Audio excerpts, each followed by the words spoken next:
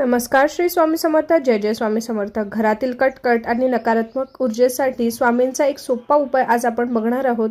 आपल्याला दत्त महाराजांच्या प्रतिमेसमोर 2 अगरबत्ती लावायच्या आहेत आणि सोबतच पाण्याने भरलेला ग्लास ठेवायचा आहे आणि देवासमोर शांत बसून आपल्याला दत्त महाराजांचा मंत्र म्हणायचा आहे. श्री गुरुदेव दत्त या मंत्राचा जप करायचा आहे.